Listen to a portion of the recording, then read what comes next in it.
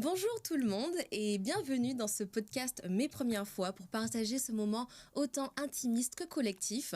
Le podcast veut qu'on oublie les tabous, voilà, et puis qu'on puisse partager quelques repères pour s'aider soi-même ou aider nos proches.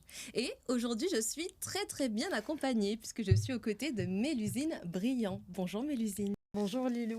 Donc Mélusine, sexologue et thérapeute de couple, c'est bien ça? Tout à fait.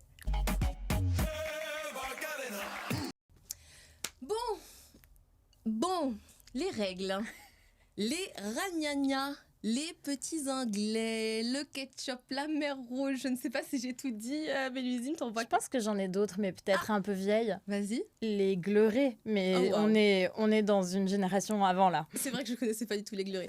Les gleurés. Les gleurés. Je crois que nous avons bien situé le sujet. Aujourd'hui, on va parler des premières règles.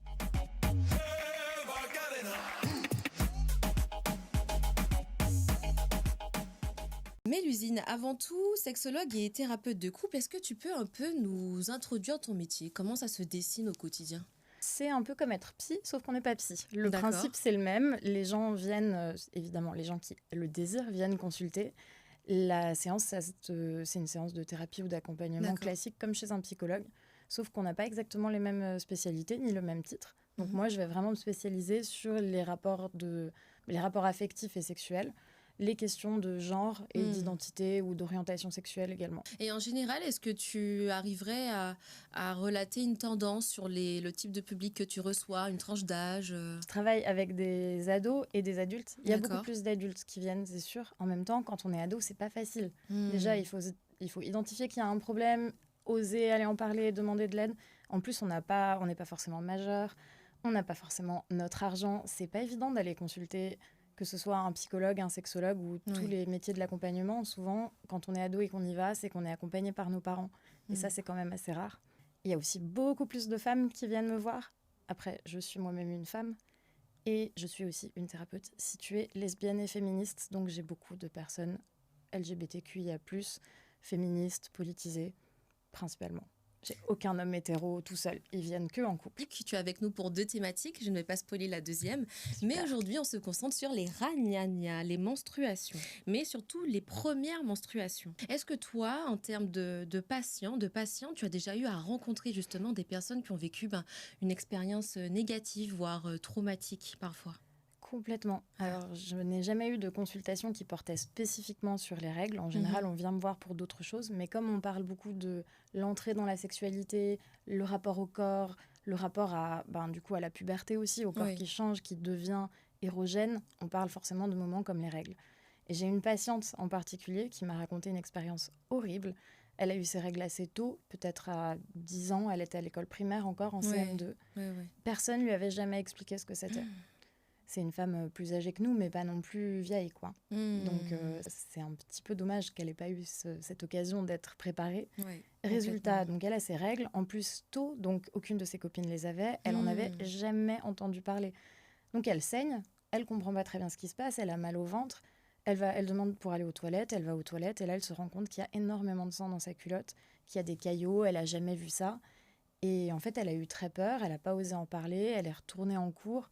Comme ça ne s'arrêtait pas, à la fin de l'heure, elle est allée à l'infirmerie, où on a fini par lui expliquer.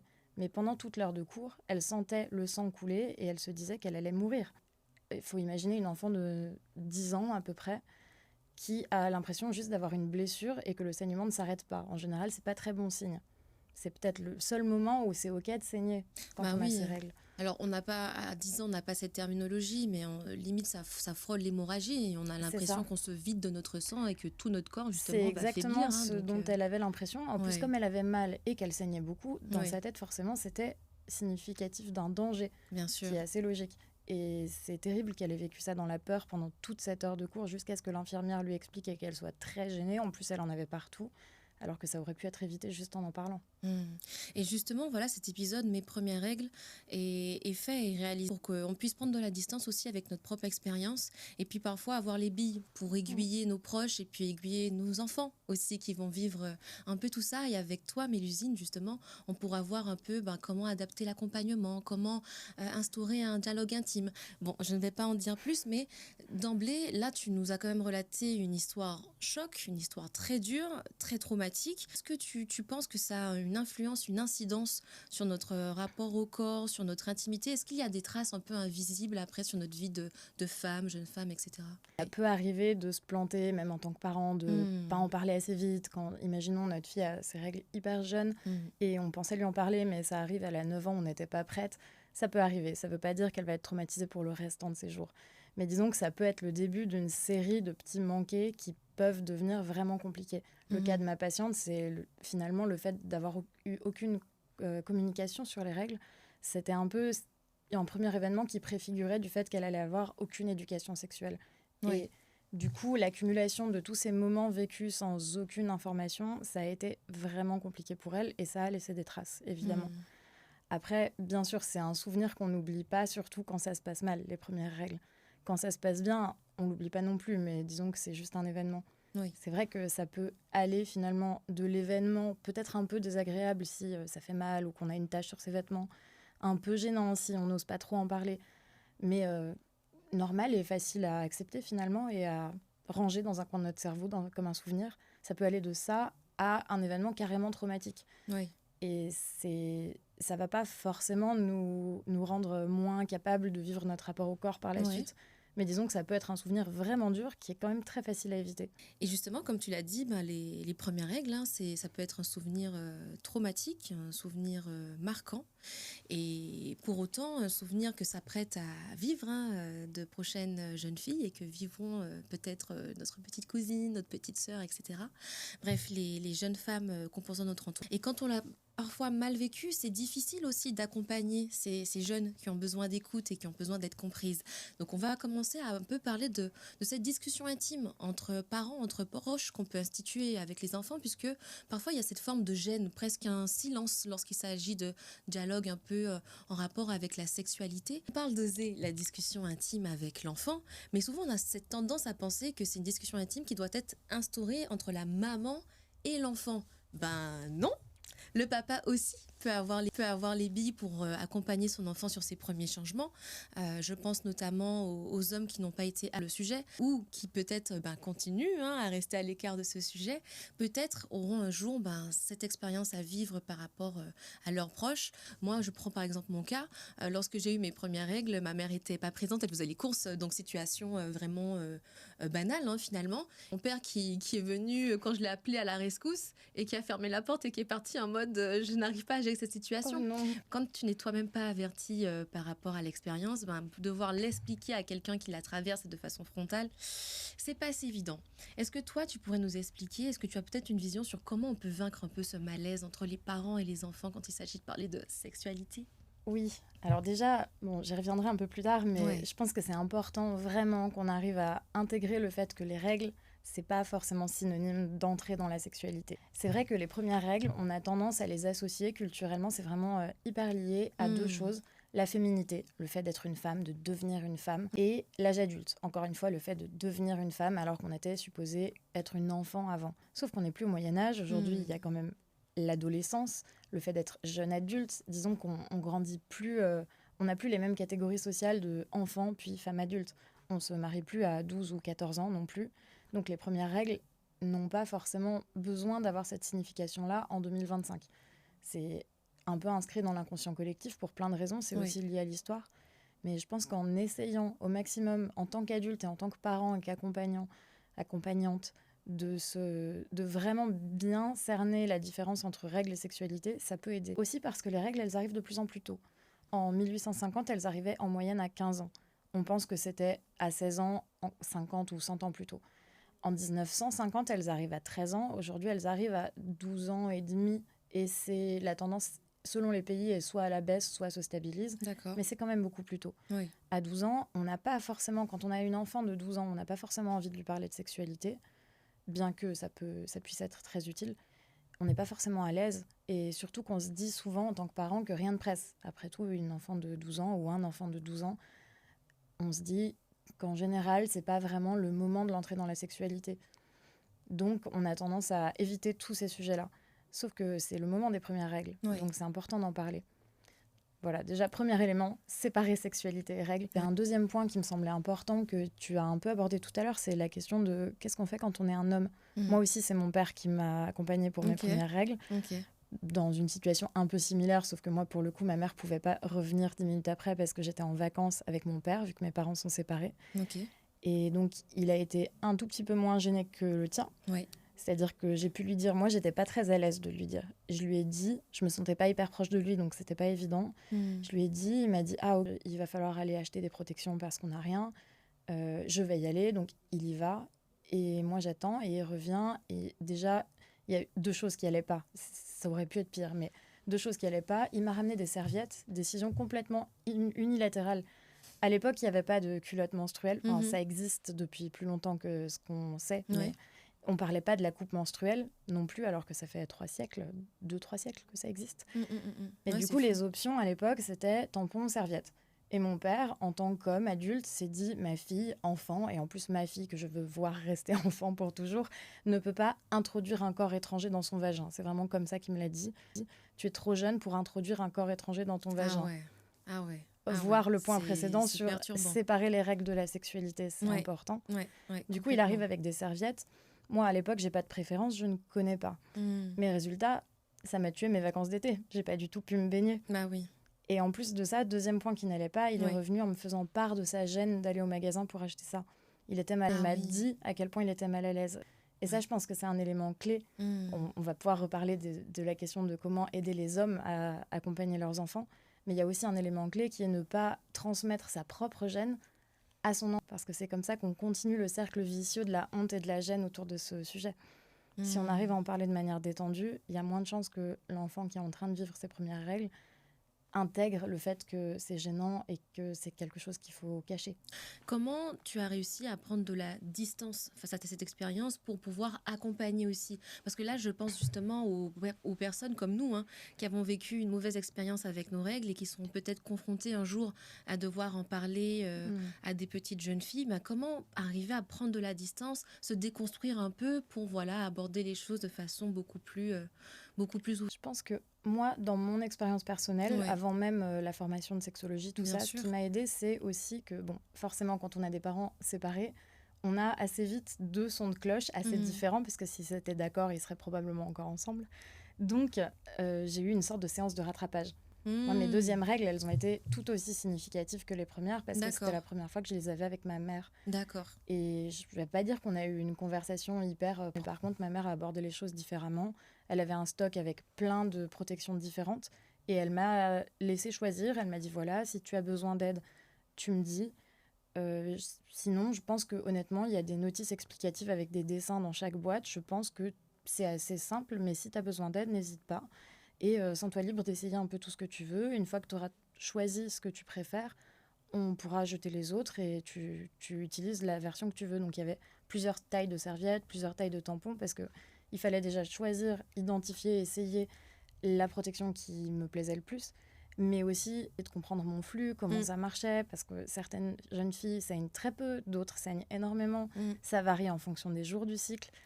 Et tout ça, moi, ça m'a aidé de pouvoir expérimenter avec plein d'options et en même temps un accompagnement si je voulais, mais un peu de liberté. Je pense que l'accompagnement de ma mère m'a pas mal aidé à réparer un peu la première expérience un peu compliquée. Ouais, d'accord. Donc tu as eu un cadre, mais en même temps suffisamment modulable pour avoir aussi ta propre expérience un peu libre. Et je dis pas que c'était la version parfaite, l'accompagnement parfait, ni le seul ou la seule manière d'accompagner sa fille. Moi, ça m'a aidée et surtout, ça m'a fait assez facilement relativiser parce que, résultat, j'ai pu prendre du recul sur ma première expérience. Il faut bien qu'il y ait des avantages aux parents séparés en l'occurrence. Et la clé, c'est pas d'avoir des parents divorcés, ça n'a rien à voir. La clé, c'est plutôt de se dire, je pense que ce qu'on a vécu n'est pas forcément la seule manière de présenter les choses. Il peut y en avoir d'autres. Aussi, à l'âge adulte, une fois qu'on est en position d'expliquer à des jeunes enfants, adolescentes ou adolescents, prendre un peu de recul sur sa propre expérience, passer un peu en revue les points qui étaient positifs ou négatifs pour voir ce qu'on a envie de changer. Et en plus, faire des petites mises à jour sur les protections disponibles, par exemple. Ça a quand même beaucoup évolué. Ouais, complètement. Donc, il y a plein de moyens. Je pense toujours que l'option d'avoir un stock de protections différentes disponibles pour le moment venu, pour que son enfant puisse éventuellement choisir, ça peut être une bonne chose, notamment si on n'est pas là et que c'est le père ou que la personne est toute seule, la jeune fille est toute seule, ça peut lui permettre de savoir où chercher, essayer de comprendre un peu seule. Même si on est là, ça peut lui laisser un peu d'autonomie, un peu d'intimité dans son choix aussi, plutôt que d'avoir quelqu'un qui est derrière la porte des toilettes à l'attendre. Certains enfants vont avoir envie de ça, d'autres ne vont pas avoir envie. Donc avoir plusieurs options, c'est pas mal. Si on n'a pas envie de se ruiner en achetant plein de choses différentes, on peut aussi avoir une conversation avant l'arrivée des premières règles et expliquer ce à quoi s'attendre, comment ça marche et ce qui existe comme protection et demander à son enfant si elle ou il a un petit peu des préférences ou certaines options qui lui parlent plus que d'autres. Comme ça, on achète directement ce que la personne concernée a envie d'essayer. Oui, complètement. Tu as dit un mot qui me semble tout à fait important, le terme relativiser. C'est vrai que l'image des premières règles est quand même terrible. Donc, c'est le sang qui s'évacue du vagin. On est petite fille, on se dit, mais est-ce que c'est si normal que ça ? Est-ce que ça ne coule pas trop ? Pourquoi c'est aussi rouge ? Pourquoi c'est aussi marron ? Est-ce que ce serait l'une des clés pour que les parents puissent avoir ces billes pour accompagner justement leurs enfants dans ces premiers changements ? Ouais. Oui, je pense que c'est une clé importante. Relativiser, qu'on soit un homme ou une femme d'ailleurs, et qu'on soit un homme cis ou une femme cis, ou un homme trans ou une femme trans. En fait, qu'on ait vécu nous-mêmes des premières règles, et beaucoup de règles, ou seulement des premières, ça dépend des parcours de chaque personne, qu'on ait vécu ça nous-mêmes, et qu'on ait une expérience qu'il faille un petit peu déconstruire, ou reproduire si elle était super, ou qu'on ne l'ait pas vécu, et qu'on manque peut-être un peu d'informations, je pense que c'est important de relativiser ce qu'on ressent nous, que ce soit nos certitudes. Par exemple, si nous, on a des douleurs, mais qu'elles ont toujours été supportables, peut-être ne pas dire à ses enfants « Ah, mais ne t'inquiète pas, avoir mal, c'est normal. » Et au final, c'est pas très important, tu vas t'habituer. Parce qu'en faisant ça, c'est comme ça qu'on passe à côté de choses graves parfois, notamment l'endométriose. C'est comme ça qu'on dit, et on a dit à des femmes pendant des siècles et des siècles que souffrir était normal et que ça faisait partie de la féminité. Et que pendant très longtemps, l'endométriose n'était pas diagnostiquée. Encore aujourd'hui, elle n'est pas toujours diagnostiquée, rarement diagnostiquée à temps, tôt en tout cas. C'est dommage. Et je pense que par ailleurs, il faut aussi, si on n'a pas nous-mêmes vécu l'expérience des règles, relativiser la gêne qu'on peut avoir. Parce que la gêne chez les enfants, souvent, c'est la gêne qui est liée au miroir de celle des parents. Donc, si on peut au moins essayer de soit relativiser sa gêne, essayer de la déconstruire, soit juste ne pas la montrer, parce qu'un enfant n'est pas obligé de tout savoir des états d'âme de ses parents en permanence, ça peut permettre d'alléger un petit peu le sujet, je pense. Est-ce qu'on arriverait à se donner des lignes directrices sur comment préparer son enfant au changement de son propre corps ? C'est pas si compliqué ce qui se passe dans le corps à la puberté. On sait ce qui se passe dans le corps. Alors, bon, c'est vrai qu'on s'est beaucoup concentré sur les premières règles jusqu'à présent, et je vais probablement continuer d'y revenir. Mais la puberté, ça commence à l'apparition des poils. Il va y avoir des poils sous les bras, des poils sur le pubis, un peu l'épaississement de poils à d'autres endroits du corps. On va aussi avoir l'apparition, certaines parties du corps, ce qu'on appelle les caractéristiques sexuelles secondaires qui évoluent. Donc on va avoir... Est-ce que tu pourrais nous expliquer ce que c'est ? Justement, par exemple, les seins, chez les jeunes filles, l'apparition des seins, souvent on commence à avoir un peu mal avant que les seins grossissent, et on se demande un peu ce que c'est. C'est intéressant de le savoir, de savoir que c'est normal et que ça peut arriver pour pas s'inquiéter trop. Chez les garçons, il va y avoir les testicules qui descendent, le pénis qui grossit. Il y a plein de petites choses comme ça. On parle toujours des seins et des testicules et du pénis. On parle rarement du fait que les lèvres, chez les filles ou chez les personnes munies d'une vulve, les lèvres grossissent, le clitoris grandit aussi. Et tout ça, c'est des choses qui se passent à la puberté. Après, on a plein d'autres types de changements. Potentiellement, les garçons ou les personnes qui vont sécréter de la testostérone vont avoir à un moment la voix qui change, c'est-à-dire qu'on va muer, ça change pas du jour au lendemain, il va vraiment y avoir toute une période où la voix déraille beaucoup, on peut avoir de l'acné, il y a plein de choses qui se passent. C'est aussi le moment des premières éjaculations pour les personnes munies de pénis. En tout cas, à mon sens, c'est intéressant de l'aborder, d'en parler déjà très simplement, d'expliquer ce que c'est, pourquoi ça existe, ce à quoi ça sert et qu'est-ce qui va se passer concrètement. C'est super de pouvoir en parler en avance Oui. ou au fur et à mesure pendant que ça arrive, pour juste très simplement dire ce à quoi s'attendre, ce qui va arriver, Oui. et comment faire face aux petits désagréments potentiels. Si on parle des règles, je pense que c'est important de parler du fait que c'est normal, que c'est pas sale, que c'est pas honteux, d'expliquer exactement pourquoi on a nos règles aussi, à quoi ça sert, ce que ça veut dire. Ça veut pas dire qu'on est une femme, ça veut pas dire qu'on est une adulte. On sait que règles et femmes, Oui. c'est pas forcément équivalent. Oui. Les femmes ménopausées, à partir d'un certain âge, n'ont plus leurs règles. Pour autant, elles restent des femmes. Personne fait. ne le remet en question. Les hommes trans qui Mm. ont été donc des enfants qui sont nés, qu'on a identifiés comme des filles à la Mm. naissance, dont l'identité de genre, le sentiment intime de leur genre ne correspond pas à cette identification femme, donc qui se considèrent comme des hommes trans, peuvent avoir leurs règles à un moment dans leur vie, ou Mm. les avoir encore. S'ils suivent un traitement hormonal Ouais, à tout base à de fait. testostérone, ça peut s'arrêter. Mais souvent, ce sont des hommes qui ont eu cette expérience-là. Et à l'inverse, les femmes trans n'ont pas leurs règles et ne les auront pas, même sous traitement à base d'œstrogène, parce Ouais. qu'elles n'ont pas d'utérus ni d'ovaire. Donc, l'endomètre, qui est la paroi de l'utérus, ne va pas arriver puisque l'utérus n'existe pas. Donc, c'est vrai que cette question règle égale féminité, je pense que c'est à déconstruire. Oui. Oui. De même que règle égale âge adulte. Les règles, techniquement, ce que ça veut dire, et la seule chose que ça veut dire, c'est que les organes reproducteurs sont arrivés à maturité dans le cadre d'une personne qui possède un utérus, et qu'on est, à partir de ce moment-là, capable de concevoir et de porter un enfant. C'est tout. Ça veut dire que les organes reproducteurs sont arrivés à maturité biologique. Rien à voir avec la maturité émotionnelle, affective, Exactement. psychologique. Rien Exactement. à voir. Tout à fait. C'est vrai que c'est un sujet dont on pourrait discuter des heures, hein, donc le changement du corps, son propre rapport à l'intimité. Mais l'épisode touche à sa fin, déjà, Mélusine. C'est terrible. C'est Je peux terrible. ajouter une micro-chose. En En parler aux garçons, c'est très important Ouais, pour très, très créer important. plus tard des hommes, déjà des ados qui ne se moquent pas des filles pour leurs règles, Oui. et des hommes adultes qui sont capables d'être pleins d'empathie et qui sont capables de soutenir leurs partenaires et plus tard leurs enfants. Voilà. Un immense merci, Mélusine Briand, d'avoir été avec nous. Alors, si vous souhaitez contacter Mélusine Briand, n'hésitez pas à aller dans la bio de cette vidéo et vous trouverez son contact. Merci beaucoup d'avoir été avec nous.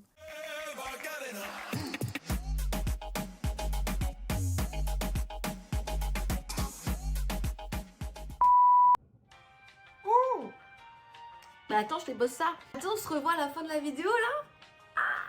Je suis trop contente. Mais j'espère que t'as passé un bon petit moment. Moi j'ai vraiment apprécié le moment passé avec Mélusine Briand. Et puis c'est quand même dingue. Donc il y a des siècles, les règles, elles commençaient vers 17 ans.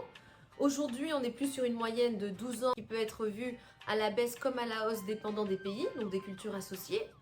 Mais alors pourquoi Alors, non pas que j'ai envie de nous faire un petit remake de C'est pas sorcier, hein, ou du bus magique, mais ça titille quand même.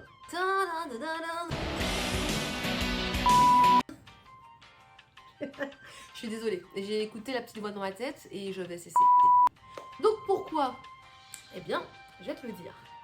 En fait, c'est surtout lié à l'évolution de nos conditions de vie. En fait, avant, les gens mangeaient moins bien, de façon moins variée, donc avaient plus de carences. Ils avaient aussi plus de maladies. Ils vivaient dans des environnements beaucoup plus durs. Donc, la puberté, finalement, avait tendance à se manifester beaucoup plus tard. Alors qu'aujourd'hui, les gens se nourrissent bien mieux, de façon plus riche, de façon plus variée. Grâce à la progression médicale et technologique, il y a moins de maladies. Et puis, il y a, de façon globale, une meilleure hygiène de vie. Les conditions sont plus favorables.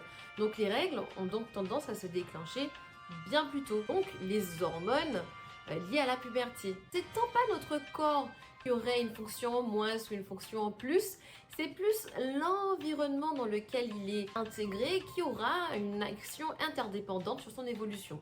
Au-delà de ça, quand on parle des règles, il faut quand même se rappeler qu'il y a des personnes menstruées qui vivent d'expériences beaucoup plus singulières et beaucoup plus dures par rapport aux menstruations. Une personne menstruée sur 10 en France serait atteinte d'endométriose. Et souvent on a cette phrase qu'on a peut-être déjà tous et toutes entendue qui dirait Oh écoute, c'est normal d'avoir mal pendant les règles, c'est comme ça, c'est naturel. non. Eh bien, pour une personne menstruée sur 10, ce n'est pas du tout normal, ce n'est pas du tout naturel. Et souvent, le diagnostic arrive bien très tard. Mais alors, qu'est-ce qui définit l'endométriose? Pour vraiment comprendre, qu'est-ce qui caractérise en fait les douleurs dans l'endométriose? L'endométriose vient du nom commun andromètre. Bon, ça en l'occurrence, c'est une cavité utérine. Mais l'andromètre, donc le tissu naturel, va être situé à l'intérieur de la cavité utérine lorsqu'on est sur des règles dites classiques. Il va se désagréger et puis s'évacuer à l'extérieur du vagin. C'est les règles comme communément on peut les connaître.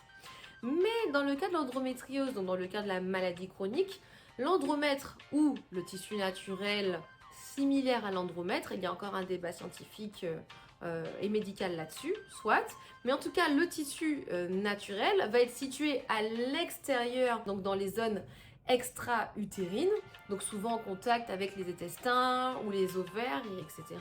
Et bien lors de ces pics de fluctuation, lorsque le tissu va devoir se désagréger pour s'évacuer, eh bien il va en résulter des lésions ou des kystes ovariens ou des réactions inflammatoires, parce que c'est un tissu qui est communément au contact des organes. Pour que tu puisses vraiment t'emparer de toutes les connaissances à savoir sur l'endométriose, je te propose le site d'une association qui ressource pas mal d'informations et puis parfois très ludiques sur la maladie, donc quand diagnostiquer, les symptômes, les Kesako, tout ce qu'il faut savoir pour vraiment t'approprier ces connaissances. Je te mets le lien en bio et puis d'ici le prochain épisode, je te souhaite de bien prendre soin de toi et de tes proches. Et puis on se dit à très bientôt sur mes premières fois.